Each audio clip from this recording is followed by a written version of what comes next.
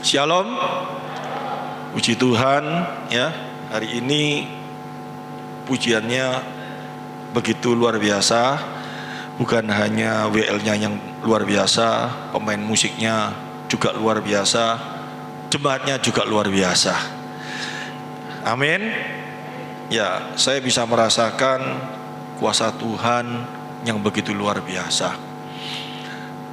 Firman Tuhan hari ini nanti kita sama-sama akan buka banyak ayat ya, terutama di Perjanjian Baru dan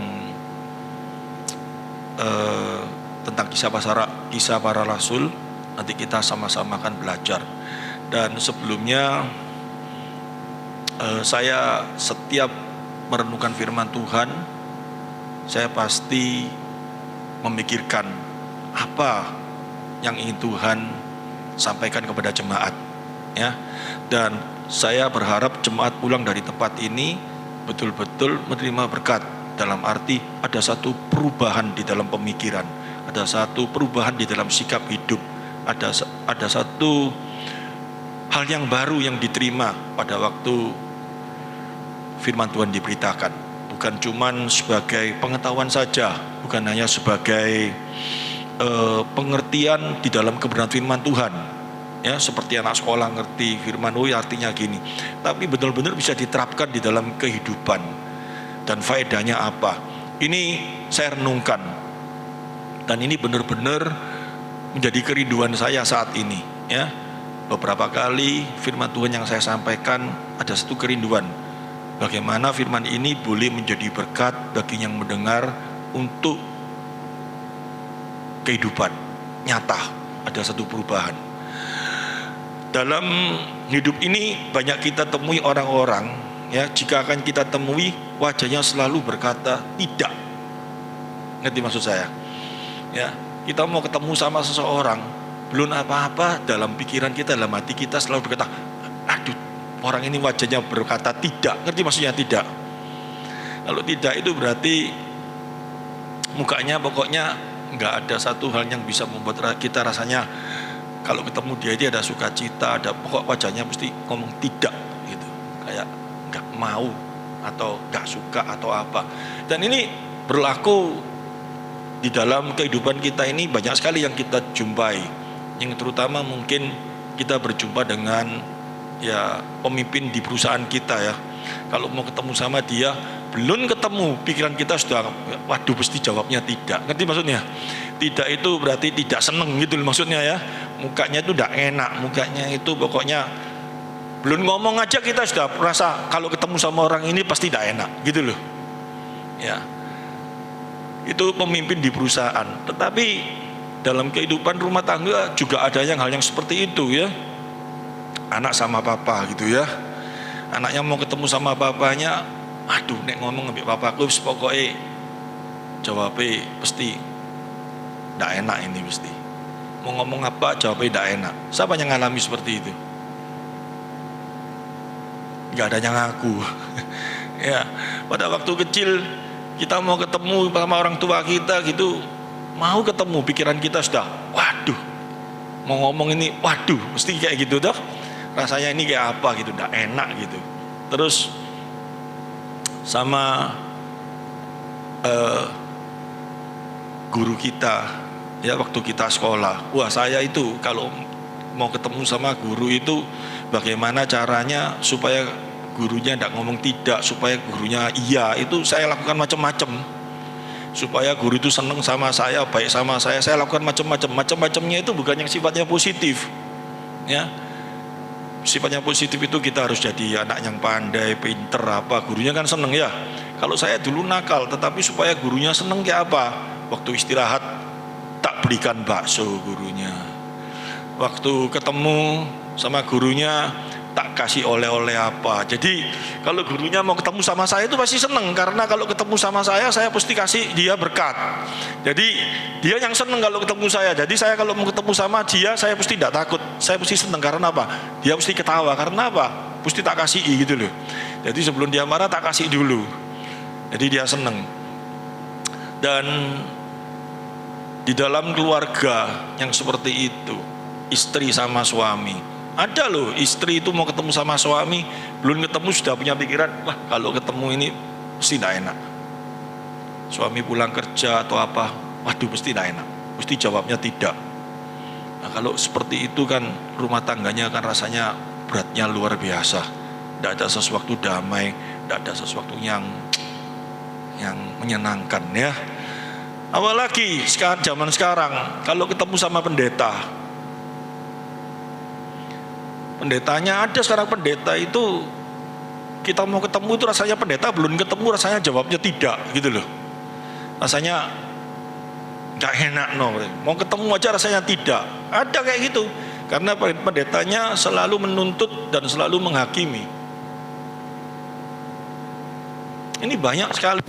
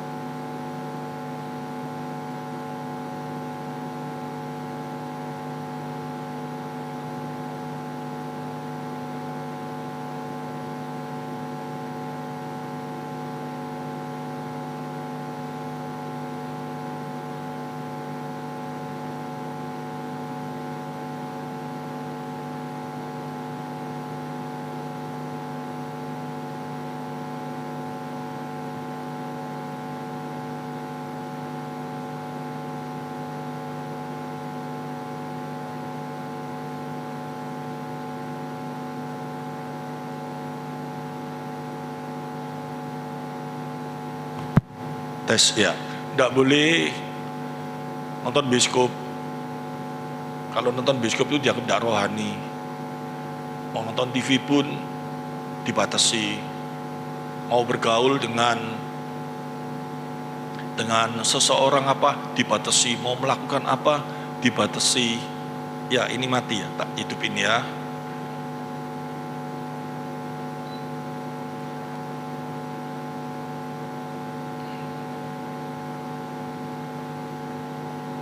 Ya, segalanya dibatasi. Jadi sangat berat sekali. Bahkan firman Tuhan dipelintir ya untuk menekan kebebasan seseorang. Jadi arahnya diarahkan kepada pendeta itu terus, menekankan hal itu terus. Dan ini memang terjadi di dalam kehidupan kita tanpa kita sadari. Kemerdekaan yang Yesus berikan di dalam kehidupan kita, ya, sukacita, damai sejahtera, itu ditekan dengan apa? Pengertian-pengertian yang salah, hal-hal yang salah di dalam kehidupan. pengajaran-pengajaran yang tidak benar. Akibatnya apa? Macam-macam. Banyak sekali orang yang di dalam kehidupan sehari-hari itu, pada waktu dia bergereja, pada waktu dia belajar firman Tuhan, bukan menerima satu kemenangan di dalam Tuhan, tetapi bahkan menerima satu penekanan. Kalau tadi di dalam kehidupan sehari-hari, dalam kehidupan rumah tangga, keluarga, kita ditekan sama istri kita, kita ditekan sama suami kita. Tekanannya itu bukan dengan cara mungkin macam-macam, tapi dengan omongan. Pokoknya ketemu itu pasti menekan. Pemimpin sudah di kantor menghadapi seperti itu, di rumah juga menghadapi seperti itu. Hidup itu rasanya kayak apa gitu loh. Banyak sekali orang yang menghadapi hal yang demikian. Di kerjaan sudah stres katanya, menghadapi pimpinan yang setiap ketemu kayak apa ini begitu ketemu mesti marah. Sudah betul kerjanya masih digituin. Itu rasanya kayak apa sudahan. Sampai rumah masih digituin sama istrinya ataupun sama suaminya. Ditekan seperti itu terus. Tidak ada satu kebebasan, tidak ada satu kemenangan. Menghadapi hidup seperti itu, saya rasa kalau diri saya loh ya, rasanya pergi lebih enak ke hutan, ngerti maksudnya? Ketemu sama ketek gitu, ketemu sama yang mukanya ndak serem, ndak selalu bisa neken. Tetapi dalam ketemu sama kera itu lebih senang daripada ketemu sama manusia, tetapi hidupnya menekan kepada kita terus. Dan tanpa sadar, manusia makin hari menerima tekanan itu makin berat. Mau kerja pun, waduh nanti ini apa yang aku harus ngomong sama pimpinanku? Sudah aku lakukan betul, pasti dia nanti nyalain, pasti gini. Pokok ajanya itu dengan kata-kata tidak seperti gitu. Rasanya pokoknya kalau ketemu sama kita ngomong tidak, itu rasanya tidak enak toh. Tapi kalau ketemu ya itu rasanya kan seneng ya. Tapi kalau tidak itu sudah tidak enak luar biasa. Ini renungan saya. Dan yang pasti saya juga ngalami hal yang demikian. Tapi bukan berarti istri saya kalau ketemu saya ngomong tidak terus kata kasih uang belanja sama saya. Bukan itu ya. Tetapi wajahnya orang-orang yang kita temui itu banyak sekali yang seperti, apalagi yang mereka yang merasa bahwa hidup kita bergantung sama dia. Pasti modelnya itu, penekanannya itu luar biasa, seolah-olah ngomong tidak. Dan kita sedang di gereja supaya kita menerima pelepasan hal yang demikian, penekanan itu supaya dilepas, benar ya? Bapak tadi main musik itu bisa merasakan satu kebebasan melayani Tuhan, betul ya? Satu kebebasan, satu gairah yang begitu los, dan Tuhan disenangkan. Tuhan tidak mungkin pada waktu kita main musik, dah enak musikmu, kan tidak mungkin toh. Atau ngomong, wah gak suka musikmu, enggak. Asal kita melakukan betul-betul untuk Tuhan. Dia tahu isi hati kita dan dia pasti memberikan apa? Sukacita. Dia pasti sukacita luar biasa. Sehingga pada waktu melayani Tuhan, kalau dengan hati yang sungguh, datang di gereja dengan hati yang sungguh, kerinduan kita untuk benar-benar merasakan hadirat Tuhan. Merasakan hadirat Tuhan itu apa sih? Kita berkumpul bersatu, kita sama-sama bisa merasakan, waduh luar biasanya Tuhan baik. Itu ada satu pelepasan, kekuatan luar biasa, kemenangan, kemerdekaan yang terjadi di dalam kehidupan kita. Ini yang memberikan ini siapa? Kristus loh. Amin. Kita bayangkan pada waktu perjanjian lama, seseorang mau ketemu dengan Allah, itu kalau kamu tidak betul-betul dalam kekudusan, di dalam syariat-syariat yang sudah ditentukan, dia ngomong tidak, itu konsekuensinya mati loh, bener tuh? Tidak, mati, bener ya? Tapi sekarang karena Kristus yang telah memberikan hidup bagi kita, dia yang berkorban bagi kita, dia memberikan segala sesuatu bagi kita, dia memberikan rahmatnya yang besar dalam hidup kita, sehingga kita bisa datang ibadah hari ini, itu kita menerima rahmatnya yang sangat luar biasa. Amin. Sehingga pada waktu datang di gereja, pada waktu datang beribadah, itu mukanya jangan cemberut. Kebalik nanti Tuhannya yang bingung. Ini jemaat anak-anakku sudah menerima rahmat, aku menerima mereka datang kok dengan bukan muka bersuka cita, ya toh. tetapi mukanya ngomong tidak. Gimana itu? Tuhannya yang bingung nanti. Kita mau ketemu sama Tuhan karena kita akan menerima rahmatnya yang begitu besar, kita bersuka cita, tetapi kita datang di gereja bukan rasanya mau menerima rahmat, tetapi kita bahkan gak masuk akal. Tapi sekarang banyak yang kayak gitu ya, datang di gereja, datang mau bertemu dengan Tuhan bukan bersuka cita, tetapi mukanya pasang dengan mukanya yang sangat, aduh rasanya apa? Aku sudah memberi perpuluhan, aku sudah memberi gini, aku sudah memberi gini. Kok hidupku sekarang ada satu tekanan? Datang di sini, datang di gereja dengan muka rasanya, apa sih Tuhan ini? Tegang, tidak ada kayak ucapan syukur. Kebalik gitu loh. Padahal datang di rumah Tuhan, mau ketemu sama Tuhan itu ada satu sukacita, ada damai sejahtera, ada rasa, waduh Tuhan, kamu baik, kamu luar biasa. Hari-hari ini saya alami hal ini. Saya sebagai pendeta, saya ngaku ada satu hal di dalam kehidupan saya sendiri pribadi.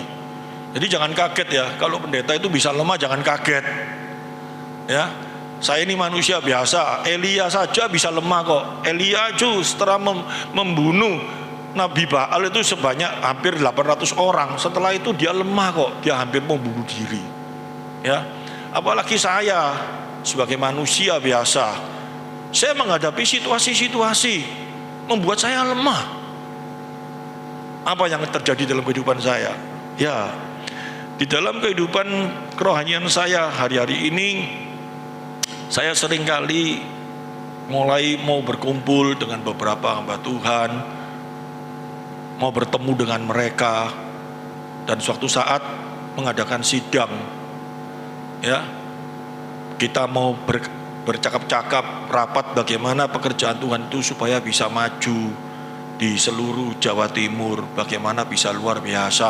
Wah, mereka yang dari jauh-jauh datang, saya senang luar biasa. Karena apa? Waduh, ternyata orang-orang ini begitu tergerak hatinya karena pekerjaan Tuhan. Saya bayangkan dari pucuknya Jawa Timur itu datang ke Surabaya, pagi-pagi dia datang kumpul semua, cuman mau membicarakan pekerjaan Tuhan. Sebetulnya capek luar biasa toh, senang luar biasa saya pada waktu itu. Tapi cilakanya kok saya bisa lihat setelah mereka pulang, mereka minta sangu semua. Mereka dikasih amplop yang jauh-jauh dan diterima. Waduh, itu saya jadi lemes. Jadi tujuan mereka itu bukan karena rindu pekerjaan Tuhan, tetapi amplopnya yang dirindukan. Itu yang pertama. Yang kedua, saya mendengarkan sebuah kesaksian ya. Kesaksian itu seolah-olah membangkitkan semangat orang untuk melayani Tuhan. Dia ngomong, aku melayani Tuhan dengan sungguh-sungguh. Aku benar-benar melakukan apa yang harus aku lakukan sebagai anak Tuhan. Dan jemaat dikasih tahu, gak boleh sampai kendur melayani Tuhan, harus dengan semangat. Karena Tuhan kita itu Tuhan yang begitu adil, Tuhan kita itu Tuhan yang memperhatikan. Sehingga segala masalah persoalan saya yang begitu berat, Tuhan tolong. Nah, dia mulai ceritanya itu kesaksian dia, bahwa dia melayani di sebuah gereja, gini, saya tidak mau ngomong lagi lah. Tetapi kesaksiannya itu betul-betul anak yang bicara ini saya kenal dan saya tahu, dan dia yang saksikan itu palsu semua. Kesaksian dia ngomong untuk mengangkat supaya jemaatnya menjadi semangat, supaya jemaatnya benar-benar ingin ada satu semangat melayani Tuhan. Dengan diberi kesaksian kalau melayani Tuhan dengan sungguh-sungguh, nanti Tuhan tidak pernah ingkar janji, Tuhan pasti memberi. Itu sudah salah. Kenapa saya ngomong salah? Para rasulnya itu loh yang bersemangat melayani luar biasa, gitu. Pada akhirnya apa? Mereka mengalami masalah, bener gak? Kepalanya putus, digantung, mati semua. Melayani Tuhan dengan sungguh-sungguh, melayani Tuhan dengan penuh kasih, dengan semangat, bukan supaya menerima berkat-berkat itu yang dia ngomongkan. Nanti Tuhan mau tahu apa yang menjadi persoalan kita, bukan itu aja. Tetapi karena Tuhan sudah memberikan rahmatnya dalam kehidupan kita, yaitu apa? bisa beribadah, bisa melayani Tuhan, bisa datang di hadapan Tuhan tanpa satu beban, karena bebannya sudah diselesaikan di kayu salib. Amin. Sehingga kita semangat melayani. Tetapi kalau dia ngomong melayani Tuhan dengan sungguh-sungguh, dengan setia, dengan benar, dan dia bersaksi, supaya dan hasilnya Tuhan tidak pernah ingkari janji. Tuhan memberi berkat-berkatnya kepada dia. Pada waktu dia tidak punya duit, nanti ada orang datang ngirim duit. Pada waktu dia ada, itu kesaksian yang sudah yang tidak sesuai firman Tuhan, ya. Karena Tuhan nggak pernah berkata seperti itu. Apalagi kesaksiannya palsu. Saya karena tahu betul orang ini bagaimana, itu tambah pahit nggak saya? Tambah sakit nggak? Waduh, sakit saya. Rasanya orang-orang yang benar-benar layani Tuhan kok seperti ini. Rasanya kepala saya ini, aduh, kayak apa ini? Kumpul sama beberapa, ya ini biar dibaca, didengar di YouTube, nanti dia yang dengar biar bertobat deh. Ya, tak peduli saya. Kumpul dengan beberapa Tuhan, ujung-ujungnya seperti itu. Saya dengar salah satu orang yang saya kenal baik, dua di gereja, dia sebagai pembicara di luar pulau. Pada waktu dia berbicara, dia bersaksi, jemaatnya semangat, haleluya, puji Tuhan. Tapi saya tahu kesaksiannya itu palsu, dan kesaksiannya itu sebetulnya tidak membangun iman. Itu bahaya sekali. Wah, itu tambah sakit luar biasa, bener ya. Hati saya rasanya kayak disobek-sobek. Hati saya rasanya, waduh, ini apa ini? Dan saya masih dikasih kesempatan sama Tuhan lagi. Apa? Saya mendengarkan pagi-pagi, coba saya biasa tahu pagi saya dengarkan firman Tuhan. Ada seorang hamba Tuhan, dia buka di dalam 2 Timotius pasal 1 ayat 1, coba kita lihat. Saya sampai, Tuhan, saya dengarkan khotbahnya, dia separuh itu, saya langsung ngomong, Tuhan ini maunya apa sama saya? Saya ini lemah loh kalau kayak gini. Bener-bener lemah saya. Berapa hari yang lalu saya lemah luar biasa. Saya dengarkan firman Tuhan, saya baca firman Tuhan, itu tidak masuk di otak saya, rasanya kacau. Masa dia ngomong kayak gini? Sebab itu, hai anakku, jadilah kuat oleh kasih karunia dalam Kristus Yesus. Terus ayat 2, apa yang telah engkau dengar daripadaku di depan banyak saksi, percayalah itu kepada orang-orang yang dapat dipercayai, yang juga cakap mengajar orang lain. Terus 3, ikutlah menderita sebagai seorang prajurit yang baik dari Kristus Yesus. Loh, 2 Timotius pasal 1, 2 Timotius pasal 1, bukan ini. 2 Timotius pasal 1 ayat 1 sampai 16. Pasal 1. Dari Paulus rasul Yesus Kristus oleh kehendak Allah untuk memberitakan Injil, memberitakan janji tentang hidup dalam Kristus Yesus. Kepada Timotius anakku yang kekasih, kasih karunia, rahmat, damai sejahtera dari Allah Bapa dan Kristus Yesus Tuhan kita menyertai engkau. Aku mengucap syukur kepada Allah yang kulayani dengan hati nurani yang murni seperti yang dilakukan nenek moyangku, dan selalu aku mengingat engkau dalam permohonanku baik siang maupun malam. Ayat ini ya, nanti saya jelaskan ya. Dia baca ayat ini dengan satu tujuan apa? Coba kita lihat ayat keempat. Dan apabila aku terkenang akan air matamu yang kau curahkan, aku ingin melihat engkau kembali supaya penuhlah kesukaanku. Dia baca ayat yang keempat ini, dia gambarkan situasi pada waktu dia meninggalkan jemaat. Dia ada pelayanan keluar pulau. Dia mungkin keluar pulau waktu itu dia 6 hari gitu loh. Terus jemaat gak ada yang telepon dia seorang pun. Dia marah-marah. Dia ngomong, jemaat ini bagaimana? Aku sudah melayani sedemikian rupa, kok tidak ada kerinduan untuk telepon aku, katanya. Aku benar-benar kecewa sama jemaat gini. Mana kesatuan Kristusnya? Saya ini sampai bingung gitu loh, ngerti maksudnya? Ada hubungannya apa dengan ayat ini? Dia bukan ayat ini. Terkenang air matamu yang kau curahkan, aku ingin lihat ini Timotius. Dia nangis melihat Paulus pada waktu tidak bersama dengan dia.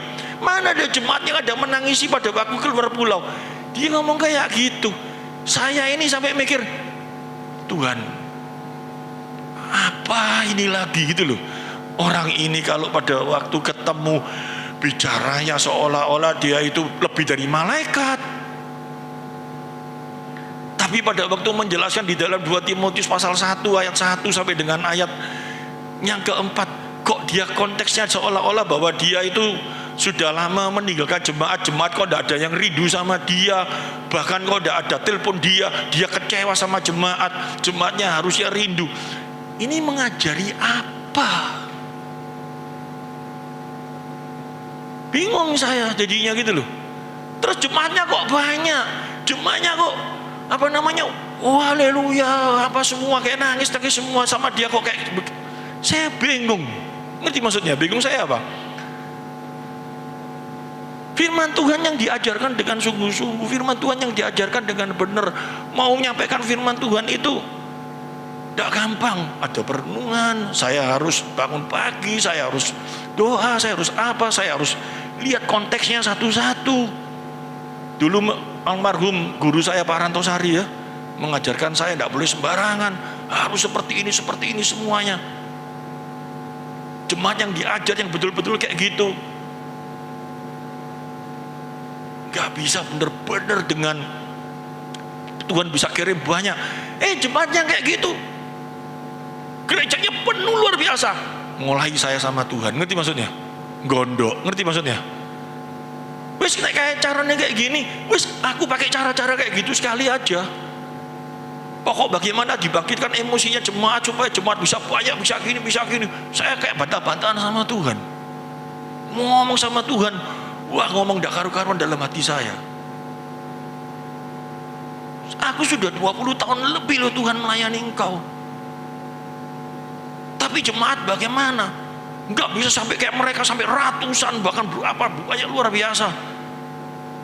Padahal yang diajarkan, aduh, saya bingung. Ini jelas toh konteksnya, ini harusnya kita tahu ya.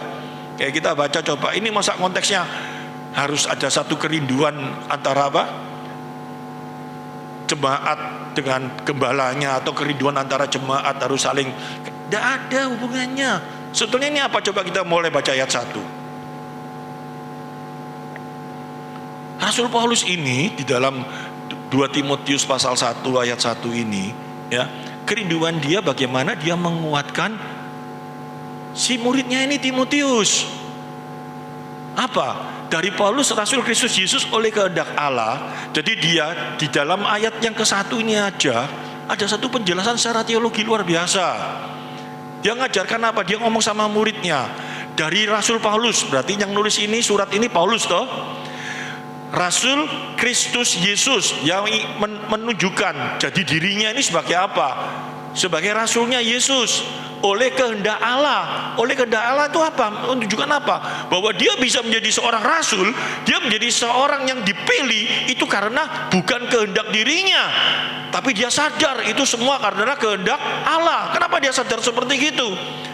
Karena dia tahu kalau untuk menjadi seorang anak Tuhan, untuk menjadi orang yang bisa melayani Tuhan, kalau karena kemampuan diri kita sendiri, keinginan diri kita sendiri, gak mungkin bisa bertahan. Dia ingatkan muridnya, kalau dia bisa menjadi seorang rasul, itu karena kehendak Allah. Amin. Jadi kalau bapak, ibu bisa melayani pekerjaan Tuhan dengan setia, itu bukan karena kekuatan kita, bukan karena kemampuan kita, bukan karena kesetiaan kita sehingga kita mampu melayani Tuhan, bukan. Tapi karena Tuhan yang setia, karena Tuhan memberi kemampuan kepada kita. Amin. Anda sebagai jemaat di tempat ini, Anda bisa duduk, bisa dengan tenang, meskipun di tempat ini tidak menjanjikan di luar firman Tuhan. Sekarang banyak sekali gereja-gereja, kalau kamu setia di tempat ini, kalau kamu benar-benar setia, fasilitas diberikan banyak, benar nggak? Banyak gereja sekarang bangun sekolah besar-besar, bagus-bagus, uang sekolah yang saja kalau di luar sebagai jemaatnya di tempat itu, uang pangkalnya bisa sampai 60 juta, 90 juta, itu pra-TK sampai SD. Tapi kalau memang sebagai seorang jemaat di sana, bisa potongannya tuh tidak karu-karuan, bisa cuma mungkin 10 juta bayarnya atau berapa. Jadi orang berbondong-bondong menjadi jemaat supaya bisa masuk sekolah dengan murah. Banyak sekali sekarang hal yang terjadi seperti itu. Bahkan ada gereja, kalau kamu setia berapa kali hidup sebagai jemaat, dikasih fasilitas apa? Asuransi, sakit nanti gratis, apa semua. Sehingga jemaatnya semangatnya di sana. Tetapi ingat, segala sesuatu yang ditawarkan itu semua tidak bisa lebih hebat daripada Tuhan kita. Amin. Karena apa? Kalau engkau bisa setia, kalau engkau bisa taat, kalau engkau bisa mau sesuai dengan 2 Timotius pasal 1 ayat 1 ini dikatakan apa? Dari Paulus, Rasul Kristus Yesus, oleh kehendak Allah untuk memberitakan janji tentang hidup dalam Kristus Yesus. Ini luar biasa. Jadi kalau kita hari ini bisa duduk di tempat ini, kalau kita hari ini ya bisa melayani Tuhan, kalau itu semua karena kehendak kita bisa kendur, kita bisa meninggalkan. Tapi kalau ini semuanya kita hayati, kita mengerti melalui firman Tuhan itu semua karena kehendak Dia yang memilih kita, kemauannya Dia yang membuat kita menjadi taat. Tidak ada kekuatan untuk melawan Dia. Amin. Dan akibatnya apa? Pasti ada satu sukacita karena iman kita percaya toh. Kalau kita percaya kepada Dia, kalau kita mau melayani Dia, kalau kita mau beribadah kepada Dia, satu damai sukacita hadir dalam kehidupan kita. Amin. Dan itu tidak pernah lari dalam kehidupan kita. Sebetulnya ini yang dijelaskan, bukan bercerita tentang lihat ini tidak dijelaskan. Yang dijelaskan apa? Menangis, ada kerinduan, dia tinggal pergi keluar pulau sampai 6 hari. Kok tidak ada salah satu muridnya kok rindu, tidak ada telepon dia. Timotius itu sama Rasul Paulus sampai nangis. Apa yang ada ayatnya itu? Tidak ada ayat itu ngomong kayak gitu. Kata nangis itu bukan berarti Timotius yang nangis-nangis betul atau Rasul Paulus yang nangis. Coba kita selidiki ayat selanjutnya. Ayat yang kedua. Kepada Timotius anakku yang kekasih, kasih karunia rahmat dan damai sejahtera dari Allah Bapa dan Kristus Yesus Tuhan kita menyertai engkau. Ini harus dijelaskan. Apa sih itu kasih karunia? Apa sih itu kepada Timotius anakku yang kekasih, kasih karunia rahmat dan damai sejahtera? Kasih karunia rahmat ini apa?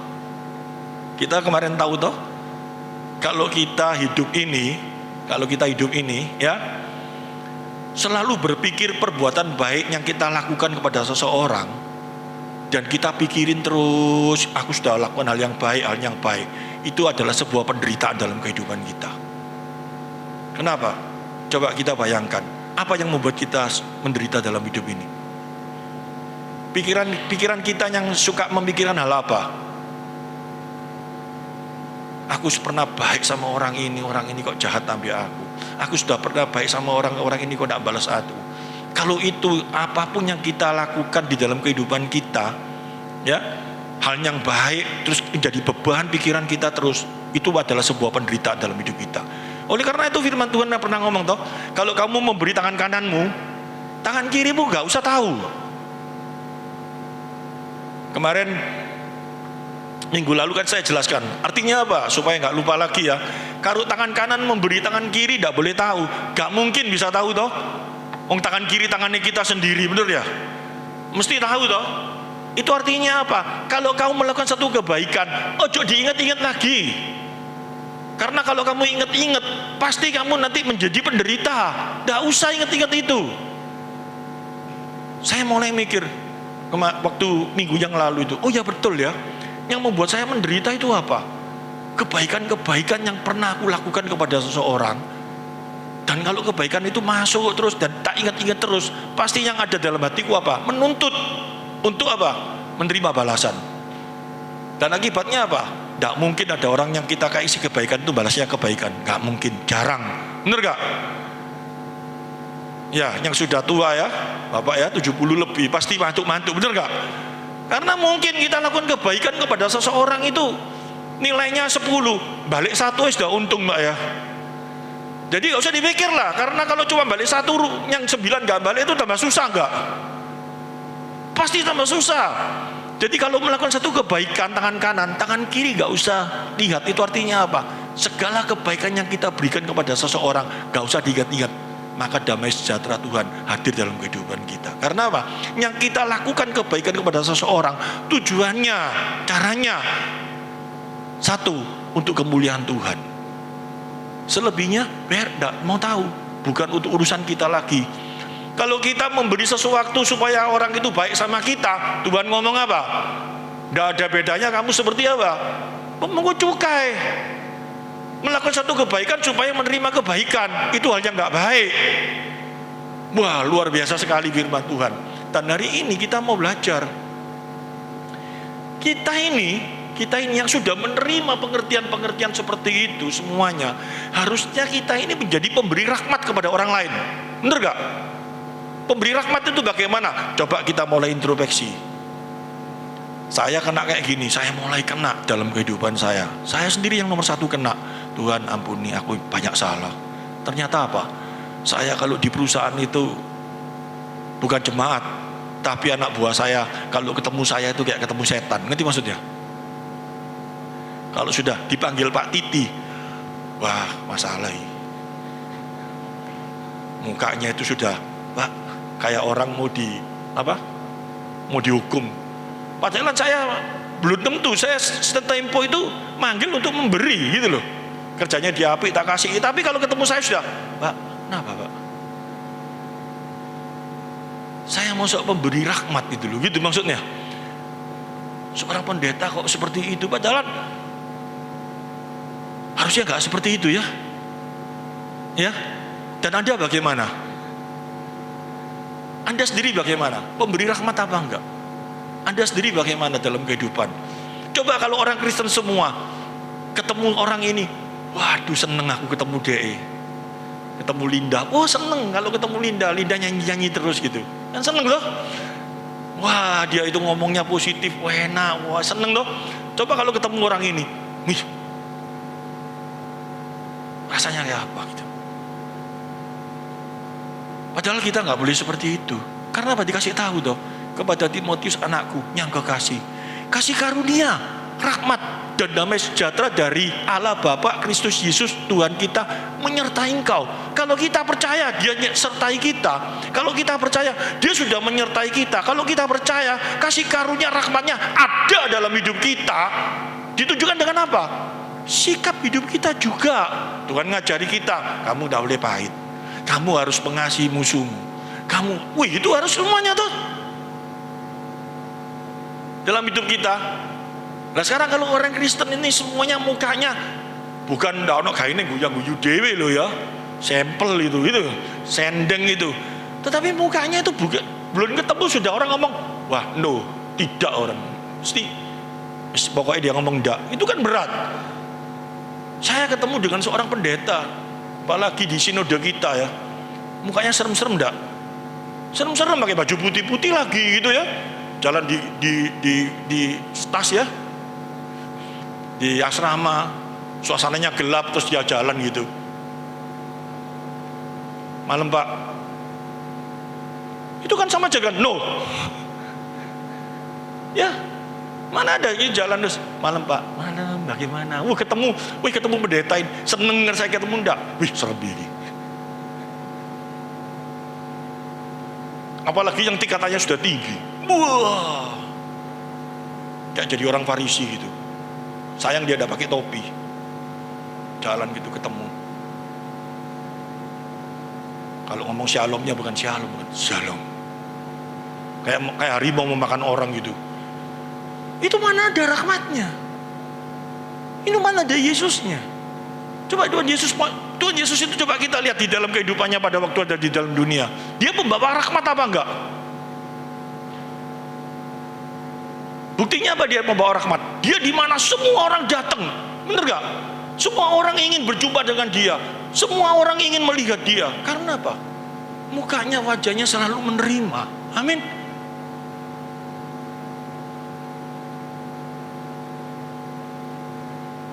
Zaman sekarang aneh gitu loh, ngerti maksudnya?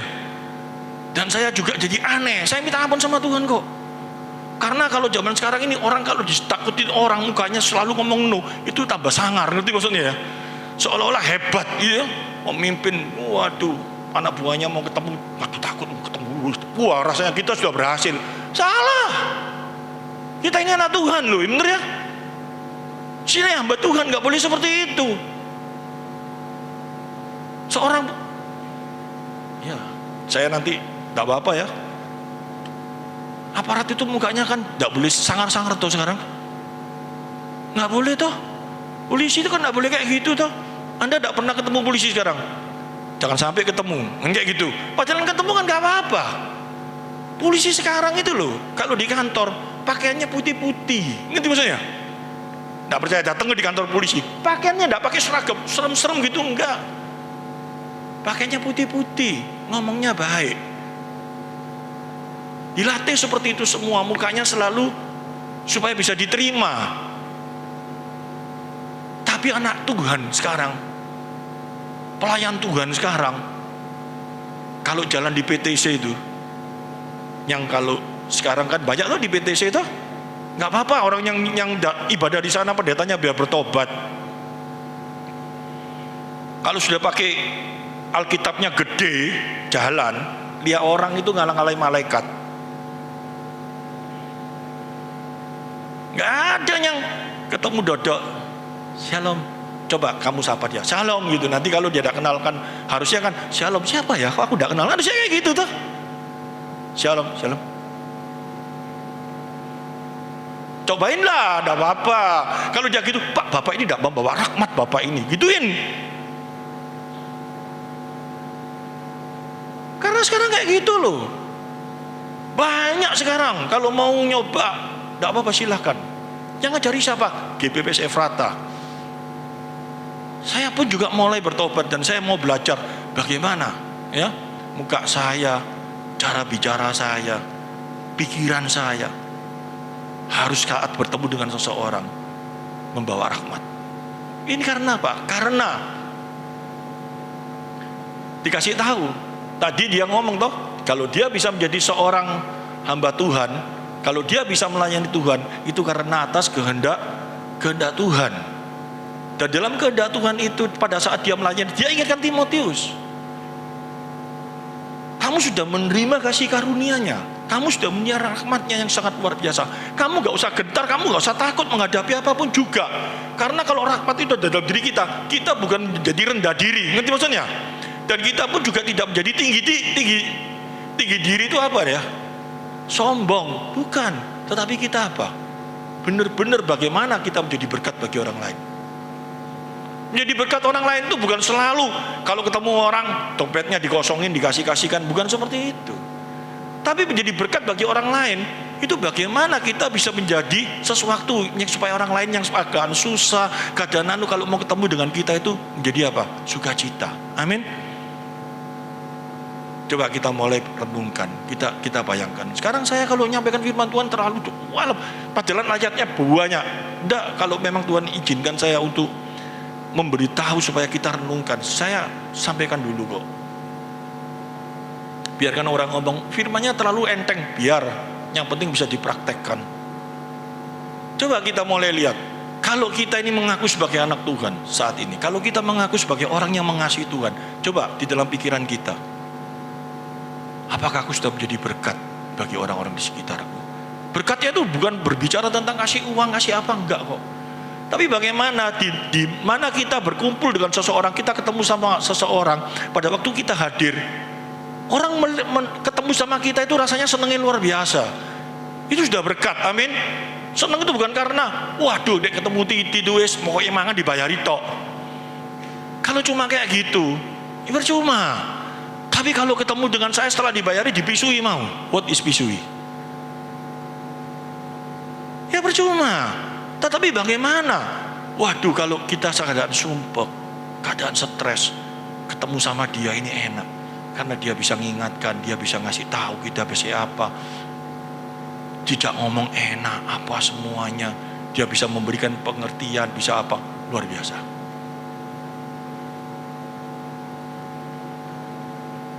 Itu harus ada dalam kehidupan anak Tuhan.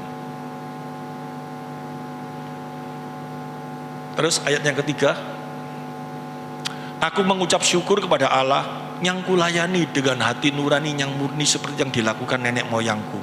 Dan selalu aku mengingat engkau dalam permohonanku baik siang maupun malam. Itu artinya apa?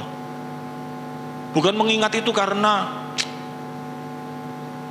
ya dia itu anak didiknya atau apa, bukan cuma itu saja, tetapi jauh lebih dalam. Karena apa? Dia di kata-kata atasnya itu dia bukan ngomong aku selalu mengingat engkau karena pada waktu kamu susah, pada waktu kita sama-sama seneng gini perjalanan hidupnya, bukan. Tetapi dia mengingat karena apa? Karena di atas itulah aku mengucap syukur kepada Allah yang kulayani dengan hati nurani yang murni seperti yang dilakukan nenek moyangku, dan selalu aku mengingat engkau dalam permohonanku baik siang maupun malam. Karena apa? Rasul Paulus benar-benar merasakan kuasa Tuhan, hadirat Tuhan ada dalam dirinya, dan dia teringat kepada muridnya itu. Keterbebanannya dia dengan muridnya itu apa? Jangan sampai muridnya ini mengalami satu kelemahan. Itu satu kerinduan yang ada dalam kehidupannya seperti itu, sehingga dia selalu memohon kepada Tuhan, dia selalu berdoa supaya muridnya ini dikuatkan. Ayat yang keempat, dan apabila aku terkenang akan air matamu yang kau curahkan, aku ingin melihat engkau kembali supaya penuhlah kesukaanku. Pada waktu kapan Timotius itu mencurahkan air matanya? Kok pada waktu mencurahkan air matanya Rasul Paulus ini kok seneng? Ya, dan apabila aku terkenang akan air matamu yang kau curahkan, aku ingin melihat engkau kembali supaya penuhlah sukacitaku. Berarti sukacitanya Paulus itu senang karena pernah melihat apa? Timotius menangis. Nah, menangisnya karena apa? Kerinduan Rasul Paulus ini apa? Karena apa? Timotius itu, kata-kata menangis itu bukan sedih, bukan susah, tetapi karena Timotius pada waktu menerima kasih Allah, pada waktu menerima satu hal di mana Allah yang begitu luar biasa dalam kehidupannya, sukanya itu luar biasa sampai seperti itu. Rasul Paulus itu kerinduannya seperti itu, luar biasa. Dia ingin supaya apa yang pernah dia lihat di dalam kehidupan anaknya, angkatnya dalam kerohanian Timotius itu, dia ingin sekali rindu supaya Timotius yang pernah mengalami itu, dan kerinduan itu yang pernah dia lihat secara mata, bahwa Timotius pada waktu menerima Kristus, dikatakan nanti di bawahnya, karena apa? Karena neneknya ininya sudah menerima Kristus, dan dia pun akhirnya menerima itu semua. Pengertiannya seperti itu. Tidak ada hubungannya dengan pendeta itu ngomong, aku sudah mengajar engkau sedemikian lama, kok kamu itu aku pergi keluar pulau nggak nelpon aku. Opo, masuk diajari kekristenan itu jadi rindu telepon-teleponan atau apa gitu? Tidak ada, sama sekali nggak ada. Dan pada waktu saya kena seperti itu semua, apa yang terjadi dalam kehidupan saya? Membuat saya jadi malas, ngerti maksudnya? Bisa. Dan saya mulai goyang. Waduh, kenapa saya kok kayak gini? Nah, itu saya mulai bertanya sama Tuhan. Tuhan, kenapa ya aku kok mulai goyang? Kenapa kok aku mulai lemes rohaniku? Kenapa aku kok mulai rasanya kecewa? Kecewa luar biasa. Mau telepon kepada si A, aduh aku tahu orang ini modelnya kayak gini. Mau telepon kepada si B yang dulu suka tajak sharing, sama saja kayak gini. Mau telepon Linda, tidak tahu nomor telepon nih. Ya, ini salah satu rekan saya di MBS dulu, ya. Saya mau telepon dia, tidak tahu telepon nih. Saya mau ngomong kepada siapa? Mau ngomong sama Pak Ranto, tidak bisa, dia sudah di sorga. Mau ngomong kepada dulu guru-guru saya, tidak bisa, sulit. Wah, goyang saya. Mulai saya harus bagaimana ini supaya saya menjadi kuat kembali. Berdoa harus. Tuhan tolong, aku tidak mampu. Tuhan tolong, aku tidak kuat. Tuhan tolong, aku ini mulai lemah. Berpuasa enggak, karena saya punya lambung. Tapi yang terutama yang membuat saya kuat akhirnya luar biasa kembali itu apa? Saat saya renungkan firman. Amin. Jadi kalau cuma berdoa atau Tuhan tolong aku gak kuat, Tuhan tolong aku gak kuat, Tuhan aku tolong gak kuat, Tuhan, kita wolak-walik ngomong kayak gitu, apalagi dengan bahasanya yang gak jelas, maksudnya ngerti ya? Gak mungkin kamu kuat, gak mungkin kamu bisa mampu. Tetapi pada waktu kamu renungkan firman Tuhan, kamu jangan berharap pada waktu kamu berdoa, Tuhan kenapa aku kok lemes ini Tuhan, kenapa sih Tuhan, terus kita berusaha denger-dengeran gitu loh. Denger-dengeran itu bahaya sekali tambahan. Nanti kalau Tuhan yang ngomong, ya wis, memangnya koncomu semua ndak betul, tinggalan naik, buyar lah itu. Atau ya pelayanan itu kamu ndak cocok pelayanan di sana, cari pelayanan lain, buyar. Bukan kayak gitu. Tapi yang terutama bagaimana? Mulai kita baca firman, kita renungkan firman. Wah, pada waktu saya baca, ndak langsung ketemu. Ini kayak apa ini Tuhan? Tapi Tuhan bukakan saya di Kisah Para Rasul. Tuhan mulai baca, Tuhan mulai ingatkan saya. Dimulai dari pasal 1 sampai dengan mau selesai disuruh baca semua. Ya saya baca. Saya baca perjanjian lama tidak ketemu-ketemu. Saya baca perjanjian baru tidak ketemu-ketemu. Bingung saya. Tadi kemarin sore saya mulai nyetel lagu dulu. Saya penyembahan. Tuhan, aku sudah lama di gereja, ya. Saya pun juga heran, dulu di gereja saya masih ingat, saya duduk, puji-pujian dinaikkan, gak lama saya mulai meneteskan air mata. Saya bisa merasakan kasih Tuhan yang begitu luar biasa. Tapi akhir-akhir ini kering terus, hati saya makin lama makin kering, makin lama makin kering. Kenapa terjadi seperti ini? Oh ternyata yaitu karena suasana yang terjadi dalam kehidupan yang saya alami. Dan mulai saya di rumah, suara ndak enak ndak apa-apa, tapi coba mau nyembah Tuhan toh, setel karaokean, saya nyanyi, gak terasa air mata saya keluar semua. Dan saya merasakan Tuhan baik, Tuhan pulihkan saya, Tuhan memberi kekuatan saya. Pada waktu saya nyanyikan lagunya Sydney itu jujur tadi, maka itu saya minta lagunya jujur kata itu semua. Waduh, aku tak sanggup menghadapi semua ini. Itu ini saya tidak kuat saya. Dan saya mulai ngomong, saya sudah tidak kuat ini Tuhan, saya tidak kuat. Dan lagu itu betul-betul membawa satu kebangkitan semangat saya. Saya mulai bangkit dan saya mulai, ini kekuatan saya satu, saya ngerti, saya harus belajar firman Tuhan, saya harus baca firman Tuhan dengan dalam lagi. Mulai saya cari-cari.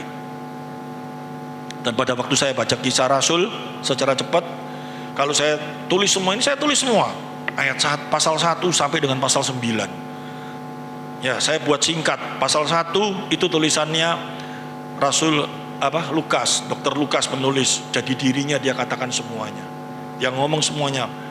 Ya, ayat 1 sampai dengan seterusnya. Terus kalau pasal 2 itu berbicara tentang Roh Kudus diturunkan hari Pentakosta, ya. Setelah Roh Kudus diturunkan, karya Roh Kudus bekerja secara luar biasa. Wah, ini mulai membangkitkan hati saya. Kenapa? Orang tidak ngerti. Roh Kudus itu kalau ada dalam diri kita, membuat kita itu mulai semangat. Dikatakan Rasul Petrus pada waktu dia belum menerima kasih karunia di dalam kuasa Allah, di dalam kuasa Roh Kudus, dia pada waktu Yesus mau disalib, dia ditanya siapa itu, dia ngomong tidak kenal, aku takut, menyangkal banyak macam. Tapi setelah kuasa Roh Kudus dicurahkan melalui hari Pentakosta, itu otomatis Petrus sebagai rasulnya, dia pasti sudah menerima kuasa Roh Kudus. Yang terjadi apa? Dia berkhotbah. Berkhotbah itu artinya apa? Memberitakan Injil. Ada satu semangat karena kuasa Roh Kudus ada dalam dirinya. Dan itu mulai teguran dalam diri saya. Kamu kok lemes? Kamu kok tidak kuat? Kalau kamu mengaku bahwa kamu adalah anakku, kalau kamu mengaku kamu sudah menerima aku, kalau kamu sudah mengaku kamu sudah menerima aku, pasti Roh Kudus ada di dalam hidupmu. Kalau Roh Kudus ada dalam hidupmu, pasti ada satu keinginan memberitakan Injil Kristus. Amin. Wah, itu mulai. Buktinya apa? Ditulis di dalam pasal 2 sampai dengan pasal 5. Petrus pada waktu setelah menerima kuasa Roh Kudus, dia berkhotbah luar biasa. Dia menceritakan siapa itu Kristus, karyanya diceritakan secara luar biasa. Itu mulai semangat saya. Terus Di pasal 6 sampai dengan pasal 7, Stefanus bersaksi juga karena Roh Kudus hadir di dalam kehidupan Stefanus. Ini harus nyata. Sekarang dibalak-balik. Itu yang membuat saya stres yang lalu apa? Kalau ada Roh Kudus orang itu bagaimana? Zaman sekarang modelnya apa? Kalau kuasa Roh Kudus turun kepada seseorang, orang sakit tumpang tangan sembuh. Gitu? Toko sepi ditumpang tangan jadi rame.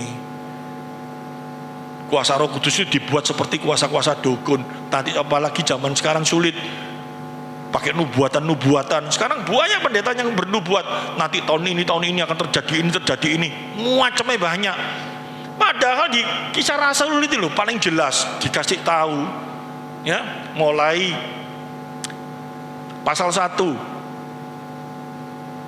kebangkitan Kristus sampai Kristus naik ke sorga, janji Kristus pemberian Roh Kudus bagi setiap orang percaya. Roh Kudus dicurahkan, dan Roh Kudus dicurahkan nanti pada hari Pentakosta. Hari Pentakosta terjadi, semua menerima kuasa Roh Kudus. Yang terjadi apa? Pemberitakan firman Tuhan. Amin. Murid-muridnya yang telah menerima kuasa Roh Kudus itu memberitakan firman Tuhan. Di mana-mana dia beritakan sampai kemana-mana. Bukan yang terjadi apa?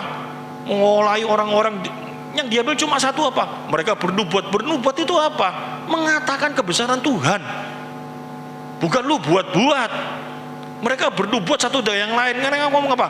Allah itu luar biasa, Allah itu dahsyat. Itu nanti kau akan menerima kemuliaannya. Itu pasti. Tapi bukan nubuatan seperti sekarang. Tahun 2003, tahun kesusahan, makan tambah sulit. Apa pendeta kalian apa ngomong kayak gitu? Kamu bukan ahli ekonomi. Dia seolah-olah ada kuasa Roh Kudus sehingga dia mampu seperti itu. Tambah pusing orang kalau mendengar seperti itu. Banyak sekarang yang seperti gitu. Salah, kaprah kalau saya ngomong itu. Dan yang terjadi apa kalau kita lihat? Kuasa Roh Kudus hadir kepada seseorang. Stefanus dibunuh, Petrus nanti dibunuh. Di pasal 8, karya Roh Kudus bagi bangsa lain. Karya pasal 8 Kisah Rasul jelas sekali di dalam pasal 8 itu. Roh Kudus dinyatakan bagi bangsa lain. Sida-sida dari Ethiopia, orang-orang yang bukan bangsa Yahudi menerima Roh Kudus dalam hidupnya. Dinyatakan bagaimana? Kalau pada waktu hari Pentakosta Roh Kudus dicurahkan bagi setiap orang percaya, kebanyakan pada saat itu mereka menerima kuasa Roh Kudus. Dan di luar orang bangsa Yahudi tidak terima, seolah-olah selain bangsa Yahudi bukan anak perjanjian nggak menerima kuasa Roh Kudus itu. Di pasal 8 dijelaskan, dibuktikan dengan siapa? Silas. Dengan siapa? Bangsa di luar bangsa Yahudi menerima Kristus. Ditandai dengan apa? Penumpangan tangan. Roh Kudus nyata hidup di dalam orang-orang itu. Dan itu diambil sampai sekarang. Kalau mau menerima kuasa Roh Kudus, baru ditumpangi tangan sama pendeta. Belum tentu pendetanya ada Roh Kudus. Roh Kudus bukan transferan seperti gitu. Pada waktu itu Kisah Rasul itu karya Roh Kudus dinyatakan. Pasal 1 seperti ini, pasal 2 sampai dengan pasal 8 diceritakan seperti itu. Dan yang luar biasa, yang sangat dahsyat, kalau saya ngomong mulai pasal 9 semua dahsyat, tapi pasal 9 Saulus bertobat. Waduh, coba kita lihat pasal 9 mulai ayat 1.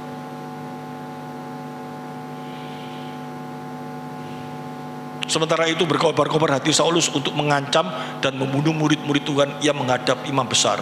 Siapa yang gak takut kelihat Paulus pada waktu itu? Mukanya ketemu orang itu pasti ngomong tidak, bener gak? Ngedeni istilahnya kayak gitu. Ya, ayat 2 coba kita lihat. Dan meminta surat kuasa daripadanya untuk dibawa kepada majelis Yahudi di Damsyik, supaya jika ia menemukan laki-laki atau perempuan yang mengikut jalan Tuhan, yang menangkap mereka dan membawa mereka ke Yerusalem untuk dibunuh. Dia dikasih kuasa untuk membunuh. Luar biasa sekali. Tetapi apa yang terjadi? Setelah dia menerima Kristus, wow, dia dianiaya, dia dipukuli, dia dilakukan apapun juga. Dia dengan tenang, dia bisa melayani orang-orang itu. Dan setiap orang yang mau ketemu dengan dia, dinyatakan semua secara luar biasa. Ada satu sukacita, ada damai sejahtera yang ada dalam dirinya. Kenapa bisa seperti itu? Nah, kita coba mulai lihat yang menjadi panutan kita,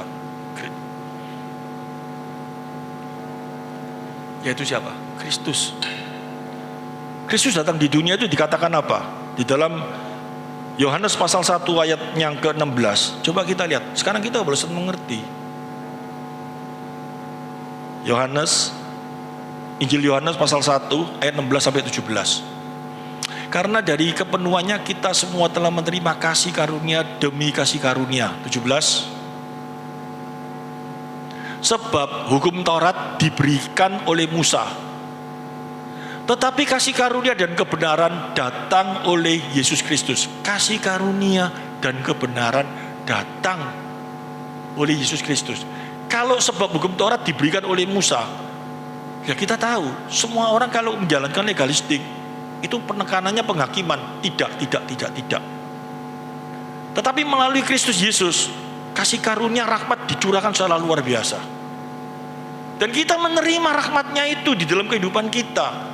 Dan ini harusnya menjadi kerinduan setiap orang percaya yang mengaku sudah menerima Yesus sudah dalam dirinya.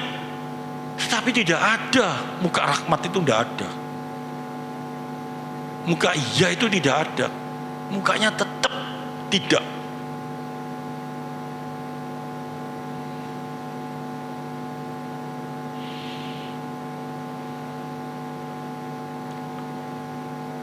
Coba kita mulai berpikir ya. Kenapa sih Tuhan Yesus itu mengajarkan di dalam Injil Lukas pasal 14 ayat 26? Kenapa sih dia mengajarkan seperti itu? Tujuannya apa sih dia mengajarkan seperti itu?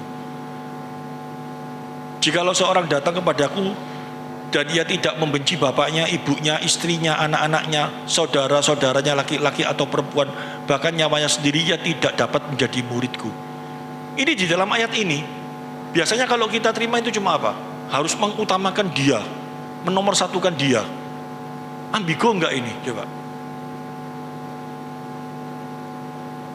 Banyak orang ngomong kayak gitu. Kamu dalam hidupmu harus mengutamakan dia, menomorsatukan dia dalam hidupmu.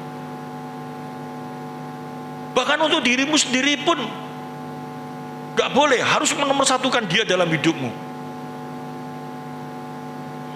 Di dalam kehidupan kita sebagai manusia yang memiliki pikiran moral semuanya, ya. Kalau ayat ini diterapkan dalam diri kita stres gak?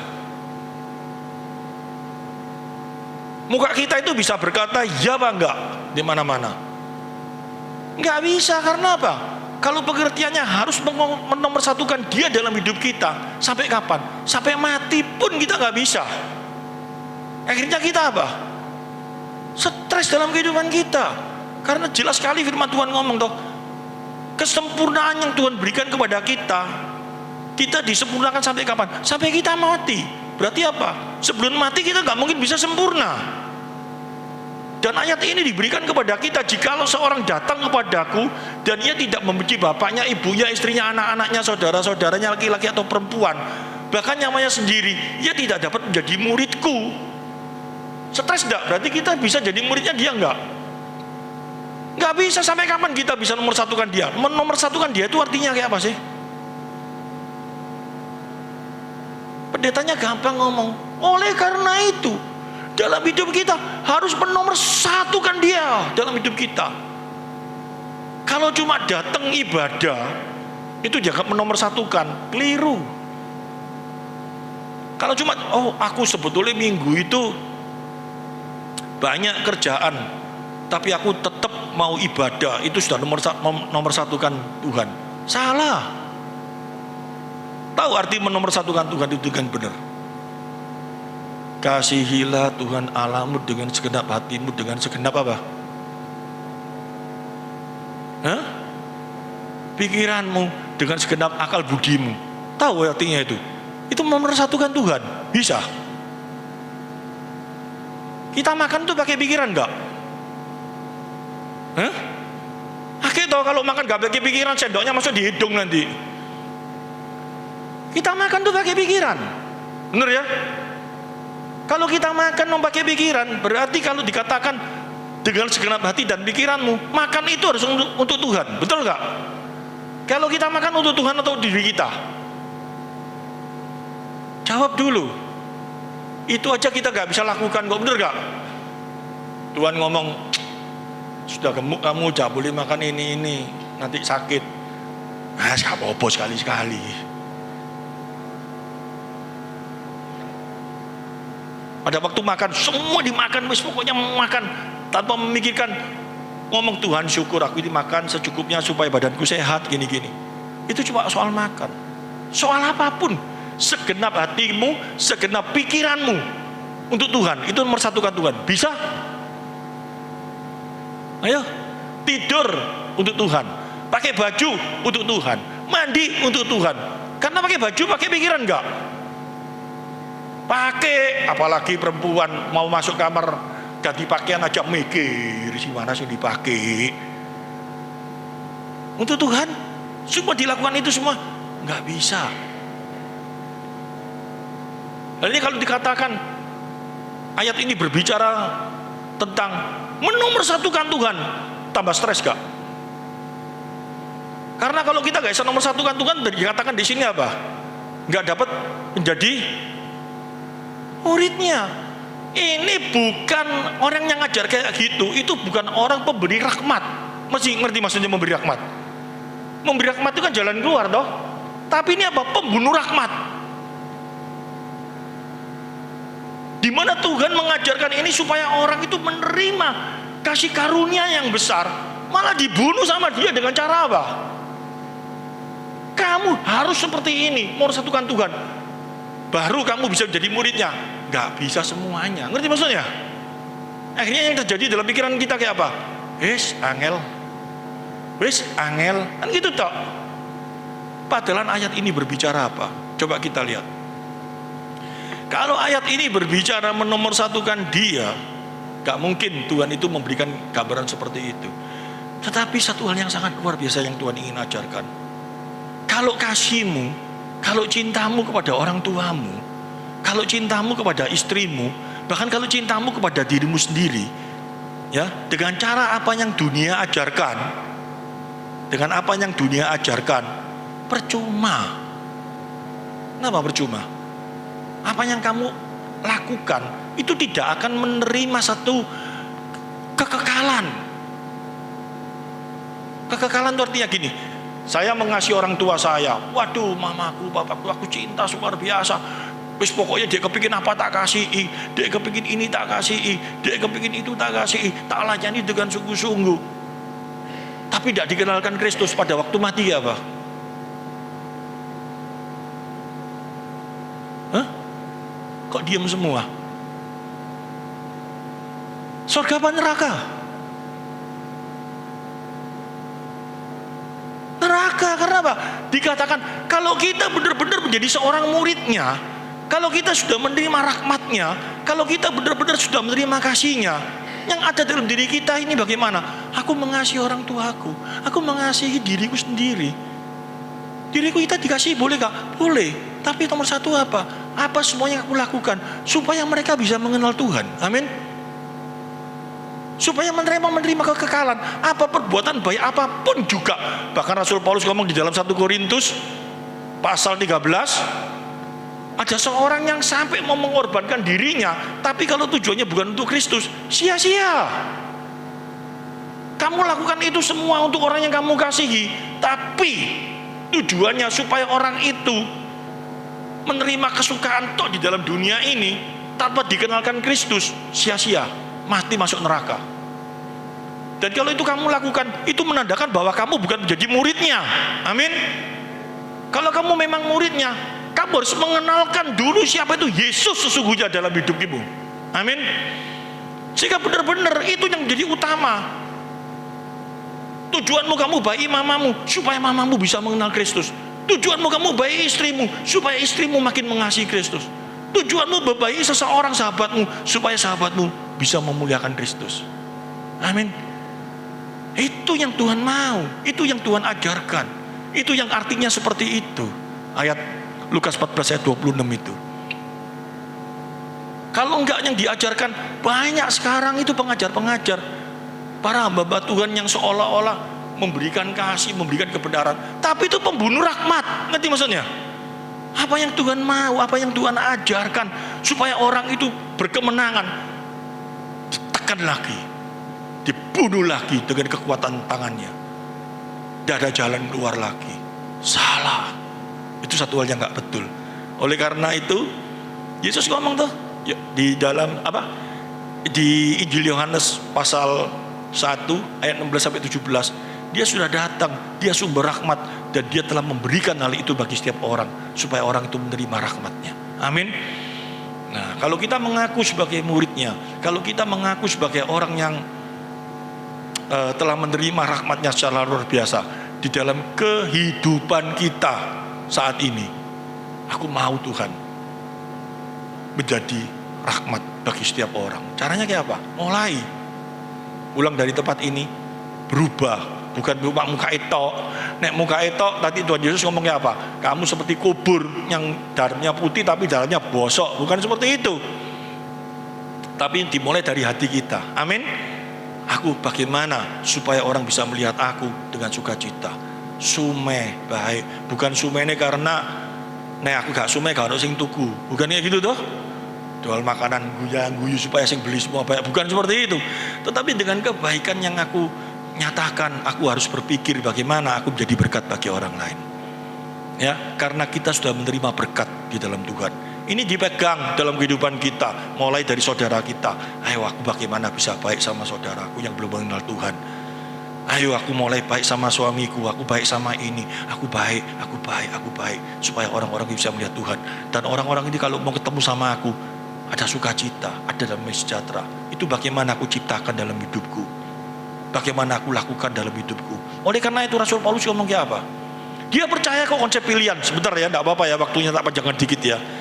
Dia percaya kok konsep pilihan. Bahkan dia yang ngajar, kamu dipilih, kamu ditentukan sebelum dunia dijadikan. Luar biasa sekali dia lakukan itu semua. Tapi dia juga ngajar apa? Aku harus berjuang, aku harus melakukan segala sesuatu. Bukan orang merasa kalau dia sudah ngerti tentang konsep pilihan, doktrinnya kuat. Bahaya sekali kalau dia tidak dihadirkan juga bagaimana dia harus jadi berkat. Apa yang telah Tuhan berikan harus kita perjuangkan dengan apa? Kesungguhan hati kita. Tanda bahwa kita mengasihi Dia. Amin, firman Tuhan. Coba bukakan